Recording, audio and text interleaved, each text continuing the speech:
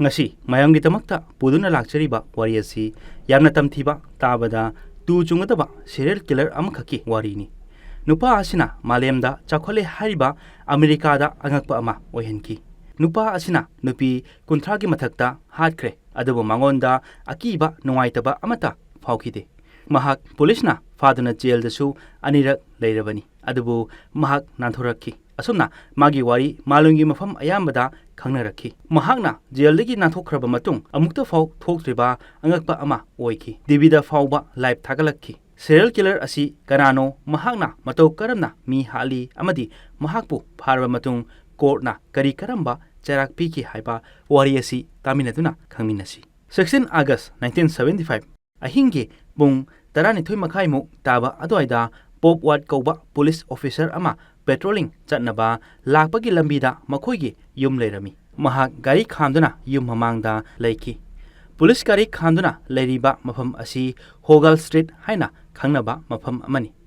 Police aduna magi nakanda Volkswagen grey color ki kari ama tharokpa uki. Car adu headlight shu thande. Car asi mafam swagi gari nati haiba khangki. Hariba gari adu pop wana jingnaba khara leibadagi gari adugi matung inaki. Khara chatlaga gari adu yum amagi mamangda khamki. Yum adu pop wat ki yumdagi kilometer chamaga yankhaimuk chatlaga leiba yum amani. Yum aduda ahal amata leite chahi 18 amadi 18 shurabi machanupi ani thamlamduna thabak amagi chathokhibani. Yum adugi mamangda gari adu khamba ubada pop watna light kapsinduna gari gi number yengki. Madu ubada khamniba gari adu hathu thauki. Pop watsu gari adu tanaki. Khara tanarba matung gari adu khanghodana petrol pump amagi mamangda khamki. Aduga black t-shirt, blue jeans, Converse shoes tongba nupa ama makhut thangatuna kumtharakhi. Bobwatsu garidagi kumtharakuna nupa aduda nongmai namki. Nupa aduna bobwata asumna hai. Aidi student ni theater da The Towering Inferno movie yengba chatpani. Aduda lambi kauthokkhibani. Bobwatna khanki mana ngasai adomda lakpadadi atopa film amagi picture urai. Bobwatna jingnaduna gari adu hangduna yengki. Gari thong hangbada driver seat ki nakanda seat yaramde. Box amaga marks amadi tools khara leiba urangki. Pop wana nupa dubu handcuff tawduna puki. Aduga huranba amadi police tagi chenki tawe haiduna case ama file tawraga jailda thamki. Adubu thangnaba numita nupa adugi ahenba mara leramdabadagi courtna bail piki. Pop wati nupa duna jailigi thokhibadu pamlamde. Mahakna yum aduda lakhibado nupi macha ani leibadugi soidan oirangani haina khanki. Nupa aduna jailigi thokhraba matung pop watna nupa adubu serial killer dead bundy ni haiba khanglakhi. 1970 IT adwaida America da serial killer gi Akiba yamna leirongki. Maming khara pallabada Jesse Jeffrey, John Wayne amadi Charles Manson ni. Adubu mayamsiga manadaba khwaidagi sathiba hairagadi dead bundy ni. Dead bundy yengbada smart yamna oiba amadi masak phajaba misak amani. Masinasu mahakna nupi kayabu magi launam langda thuhanduna hatkibani. Dead bundy na karigidamak thabak asi tawribano amadi matau karamna haurki haibadu khangminasi. 24 November 1946 middle class family amada Dead bundy pokhi. Dead bundy piklingaidagi yamna intelligence oina hauraki. Mahaki mama mapa wakhal yamna taba amadi machabu nungsina loina birakhi. Nongmata khana chainabasu tawrakhide. Dead bundy na chahi ahum surakpadagi angakpa thong kaya ama tawrakhi. Nongma magi antina tumningai matamdasu phamungi akoibada thang kaya ama yungduna thamki. Asumna usi phaduna hingna makak kakhatpa amadi maga sanaminaba angang kaya busu isingda inthaduna irakna hanki. Dead bundy na tawriba mayam adu mangonda nungaitaba amadi akiba amata karisu leiramde. Adubu yamna ngaklibadi Dead bundy gi mama mapa amadi mage family da asigumba miyoi amata yaugde. Aduga mana kari maramgi asigumba thabak asi tawribano haina wahang amalaki. Dead bundy na holiday leiba matam ayambada magi mama pokpa mapugi manakta laktuna leiki. Mapunasu yamluna tawbi adubu angang oibaki natraga mayamdagi tonganbagi ni haidoira mapuna mabokpu phuba amadi yenghai uhaidaba kaya ama tawba masida Dead bundy na Akiba फाउखिदे हेनदुम मपुगी मतौ तमलखी मपुगिनी हाइना तोंगाना थंबा पोचै खुदिंगसु मागी सानापोट ओइखी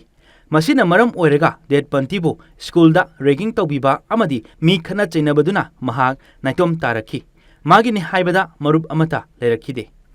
मतम खरा लेरगा date पंटी बोल्सवेगन कारमा लैदुना निमित खुदिंग मथंदा कोइबा अदुम चटकी कारदुना मागी अवा पोथाफम ओइदुना मरुप अमदगी तादना लोइनखी date पंटी psychologist कॉलेजदा graduation लोइसनखी मसाना मसाबु confidence यामना लैखी अदुगा नुपी कया अमसु माना play तौदुना कारदा half हाफतुना पुबा हौरखी मखाताना लो तमखी अदुबु महाकना हेना थवैदे महाकना नौरिङै मतमदा मपुगी थौं कया अमदी माना तौरखिबा मयामदु हाइनरखी 1 February 1974 दा डेट पंटीना हेना फत्तबा क्राइम अमा तौबा हौरखी नोंमा लिंडा एन हेली कौबी साथरी अमगी मयुमदा चंगदुना नुपीदुबु हातकी असुमना नुपी अमसु डेट बंटीना लौनम तौदुना नोंसीबा सारगा उनरबा मतुंग माबु थिंदोक हंदुना कार मना यौरकपदा नुपीदुबु फुरगा कारदा हापतुना मी लैतबा अहांगबा मफम अमदा पुदुना चटकी मफम अदु यौरबा मतुंग मागी अपांबा खुदिंग फंगदुना नुपीदुबु खनाव मेतुना हातकी डेट बंटी नोंमनोमगी फत्तबा थबक कया अमा तौरखी नुपी कयासु मांगबा हौरखी मिपुम खुदिंग अकीबा कया अमा फाउनरखी पुलिसनसु करी करमना तौरिबनो हाइबा थीबा हौरखी अदुबु डेट पंटी लौसिंग यामना लैबा मी अमनी CID क्राइम पेट्रोलदा थबक तौदुना मिसीदुगी मतांगदा थीबा हुंबा अमदी नुपीसिंगी मतांगदा ईदुना मियामदा खंगहली डेट पंटी मसाना मसाबु मांगख्रिबा नुपी मयामसिगी मिहाती महांगने हाइबा फाउ खंगजखिदे डेट पंटीना थोख्रिबा थौदोक थोकफम अमतदा मागी ओइबा पुलिसना खंगबा याबा करीगुंबा अमता थमलमदे करीगुंबा फंगबा तारसु मखोय मसेन पाउ फाउनदबना मरम ओइरगा डेट पंटीनी हाइबा खंगबा ngमखिदे 8 November 1974 गी निमिदांग पुंग 3 ताबा अदवाइदा केरोल कौबी नुपी अमा मोल अमगी मनाक्ता गाड़ी पार्क तौदुना पुक्स खरा लैगे हाइदुना मोल रोमदा चलमी नुपीदुना मोल योरमदाइदा नुपा अमना आई पुलिसनी नंगी गाड़ीदा कनागुंबा अमा थोंग हांगनबा तहोवे यारगदी पुन्ना चलगा येंगलोसी हाइदुना पुन्ना लाखी मफम अदु यौरकपदा केरोलदा कारगे थोंग चेक तौई अदुबु करीगुंबा अमता तौरमदे नुपादुना मखाताना मियोय अदु पुलिसना फादुना पुखरे नंगसु स्टेशनदा चतुना केस अमा फाइल तौ हाइदुना नुपीदुदा हाइखी नुपादुना वा nganglibadu यु मनमसु नमलखी केरोल हाइनतबा मतौ उतकी अदुबु नुपादुना आई पुलिसनी आइबु थाजौ हाइदुना ID कार्ड उतुना मबानी गाड़ी मनाक्ता लाखी अदुबु पुलिसकी गाड़ीदि लेरमदे बोल्सवेगन कार अमदा तोंगदुना थौबा हौरखी केरोल चिंगनबा खरा फावी अदुबु अंडर कवर एजेंट ओइरंगनी खंदुना करीसु खंदना चटकी खरा चलगा कार अदु एलिमेंट स्कूल अमगी ममांगदा खामखी केरोल बुसु हैंडकप तौदुना मखुद फाजिनखी केरोल कपलाउबा तौरई अदुबु नुपादुना नुंगमै उतुना केरोल बु तुमिना लैनबा हाइखी केरोलसु कीबना मरम ओइरगा तुमिना लैखी अदुबु हैंडकप अदु सो फजना लोंदबना मरम ओइरगा नुपी अदु हैंडकप लौथोक्तुना कारदगी चोंथदुना चेनबा होनखी मतम अदुदा डेट पंटीना तानरगा केरोलगी मकोक्ता आयरन रोड अमना थोमलखी अनिरक अहुमलक थोंखी अदुबु केरोल मखुना ngathoknaba hotnai ngehak lerega car अमा लाकबा उखी मदुदा केरोल लाउ खोंदुना कार मनाक्ता चंगदुना तोंगलगा पुलिस स्टेशन यौनबा थिननखी केरोलना पुलिस केस अमा फाइल तौखी मंगोंदा थोखिबा थौदोकसिंगदु लीदुना नुपादुसु पुलिस ऑफिसरनी बोल्सवेगन कार अमसु थौई हाइकी वारिदु ताबदा चही अमा मुकी ममांगदा नुपी अमनसु कंप्लेन तौरखिबा अदुगा चप मानखी बोबवाना खंगबा ngमखी ममांगदसु मागा थेंगनख्रे हाइबा हौजिक फावबदा नुपी 10 सुरे मफम मरांग खंगदना मांगखिबा नुमित असिदगी पुलिसना हेना थीबा हुंबा हौरखी थंगनबा नुमिता केरोलबो police स्टेशनदा कौदुना मखोगी suspect लिस्टा लैबा मियोय खरगी photo येंगहनखी मदुदा date पंटी यावबा थेंगनखी केरोलना महाकनी हाइखी पुलिसना date पंटीबो थीदुना फाखी अदुगा केरोलगी kidnap केसका मरी लैनना चही 15 जेलदा थमनबा खंगहनखी असिगी मतुंगदसु केस कया अमदा सस्पेक्ट ओइबा थेंगनखी केरिन इलेन कैंपेल कौबी नुपी अमगी केसता चेनदुना डेट पंटी जेलगी ट्रायल की तमक कुलारलादु कोर्टा पुकी डेट पंटीबु पुलिसना फादुना जेल थमखिबा अदुदा मयामसु वखल खरा इंथनखी Dead Bundy jailda leina masagi case thengnanaba honari mahak lawyer amasuni courta yoro matong Dead Bundy bu security amana senaduna trial gi mikup khara free oina senaduna lehenki security aduna jurup thakpa thokibagi khudong chaba loduna Dead Bundy gallery adugi second floor window dagi chongthaduna chenki mahak matam kharagi mamangdagi chenaba plan tawduna lakhibani mahakpo masak khangdanaba saving phoba tawraga leiki Dead Bundy na chen khraba matong minute 10 muk leiraga nupi ama courta laktuna window dagi nupa ama chongthagre haiduna paw tawki mikup aduda Dead Bundy shu leiramde police station khudingi paw pinaki paw adu tabadagi police ayamba lambi thong punomak thatuna leiki TV radio da Dead Bundy nathokre haibagi live phawa thadokki adubu Dead Bundy Jingya amada yauduna magi lofam thiki trial tawringai manungda Dead Bundy da map ama pikibaduna mahaki lambi oiduna chatpa lepamde pung khara leiraga sadanba amagi sangmacha ama thengnaki maduda Dead Bundy changduna laiki mafam aduda chana thaknaba phirol amadi nongwei amasu leiramki mafam aduda numit ini leirammaga Dead Bundy amuk chatki Numin asida local police amadi FBI punduna helicopter tongduna jingya aduda Dead Bundy bu phangnaba thiki adubu Dead Bundy mafam adudagi thokre jingi lambi amada laki Dead Bundy na khongul kaya amasu thengnaki mahak mafam asidagi thoknaba car amadi thidaba yade khalaga sum lakpaduna golf sanafam ama thengnaduna changlakki car ama khamduna leiba uki changduna yengbada kishu yauduna leramki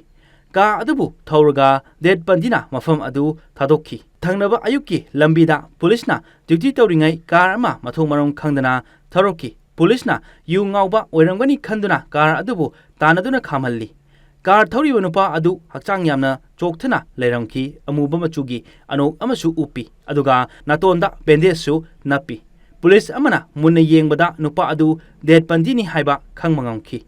Dead Bundy numit mari manga jarak thalaktabagi masa yamna sokthare police na mabu amuk phaduna hanagi case laiba adugi mathakta jail lagi nanthokduna chenkhibagi case amasu file tawduna handakti room manungda thamba khaknatana makhong mukhut pundaba amata yaukhide Dead Bundy na jail laiba numit ini shubada amuk chenaba plan tawraki mana laiba room adugi ceiling da ahoba ama laiba uki Maduda thokpa yanaba mahak marei tawraga karimata chada thaktana numit khara leirba machung magi thangnaba room amagi mioi ama silingi ahobaduda pusilaki nupa adubu room aduda thamnamnaga Dead Bundy siling adugi ahobadagi thoki adubu mana thokiba mafam adu guard amagi rongi window mapada oiki Dead Bundy na window dagi yengbada guard amadi magi nupi chak chaduna wari sanaraga leiba uki mahaksu wari ngahak taduna tanja ngaiduna lei Sum taramaduna guard adugi nupina ngasidi movie yenglosi haiduna guard nupa adu harau harauna chak charami Dead Bundy shu makoina chatkiba tumina lotuna ngaiduna lei mikup khara leiraga nupi nupa adu chatki Dead Bundy shu tholaktuna room adudagi blue jeans blue shirt amadi converse shoes ama tungsin khiduna room adudagi tholakki jail gi guard amana Dead Bundy gi room da lakpadadi Dead Bundy leiramdre jail gi atai mafamda leibra haiduna yengnaki adubu pung phana yamna kanakibana Dead Bundy phangkidre 14 January 1978 lambido mi gari amata thauba chatpa ukidre ahingi pung ahomuk taramani nidan kaubi nupi ama party yaruraga mayumda halakpada magi yungi main door adu hangduna leramki nidan yam ngakpa ama oirami Nedana imungda changlakpada mahaki mathaki roomgi stairda kanagumba chentherakpagi makhol ama tarakki ngahak lerga nupa ama makhutta kop stick paiduna hathu chentheraklaga thong hangduna chenki nidansu yam pakhatna mathakta kaduna magi roommate leibra haiduna yengluba matamda Lisa Lebi amadi Margaret Bowman yam tamthiba moongda siraga taduna leramki Nidanna changlakpada chenthokriba nupa adu atai kana sunati Dead Bundy ni haiba khanglakki masigi matung Dead Bundy magi apamba aningba pangthokpa phanglamkhide aduna mahak Kimberly Liz Kaubi chahi 33 da ngairibi nupi macha amabu target tawrakki nupi macha aduna magi classroom da chanaba nongmarakta laki matamduda Dead Bundy na nupi macha adubu uraga magi manakta laknaba ingit tawduna kauki nupi adusu Dead Bundy ki manakta changlaki nupi macha adudi hariba Dead Bundy ni serial killer ni haiba khangdabanina nupa adugi manakta changlaki नुमित असिदा David कौबा police officer अमा petrol pump अमगी मनाक्ता car खांदुना लेरिंगाइदा Volkswagen car अमा कन्ना थौदुना चटखिबा उबदा ऑफिसर दुना साइरेन खोंदुना तानहरई साइरेन मखोल ताबदा हेन कन्ना थौकी पुलिस दसु तानब लेप्ते खरा चलगा कार अदु खांदुना डेड बंदी कुमथरई थौदोक असि बोब वाट दसु थोखरबनी कार अदुदगी डेड बंदी कुमथरई ऑफिसर दुना नुपा अदुबु मखुत पुनबा होनै अदुबु डेड बंदीना ऑफिसर दुगी ममाइदा खोलमगा चेनकी ऑफिसर ना नोमैना अनिरक अहुमलक कापी डेड बंदी लैमाइदा तुकी डेड बंदीना लैमाइदा तुरिबा अदु नोमैना पानबगी नते ऑफिसर अदुदगी नोमै मुन्नबा तौसिनखिबनी अदुबु ऑफिसर अदुना नमदना फाखी फारबा मतुंग डेड बंदीदा केस फाइल तौरप कया अमा लेरमखी नुपी मरीगी मतंगदसु हंखी अदुगा किम्बर्ली लिस्की मतंगदसु हंखी अदुबु डेड बंदीना खंगदे माना नते हाइदना लैकी अदुबु हाइबा केस मयामदो मंगोंदा फाइल तौरप खक ओइबना डेड बंदीबु सीबगी चराक पीकी डेड बंदीना नुपी निफुमुक हाटख्रे अदुबु हेना थिगलकपदगी DNA टेस्ट तौबा अतै अतै थिगतपदा डेड बंदीना नुपी चाम हेना हालमनी हाइबगी थाजबा लेरी मसिनी ngasi asengba thokiba serial killer amagi wari asi tahanjaba matamda soikhilankiba yaurabasu tabiribasingna ngakpinaba haijeri aduga wari asi tabirba matungda adomda kari phawibage haiba comment tawduna khanghenbiro iroloibada channel asibu support tawbiduna like share comment amadi subscribe tawba kawbiganu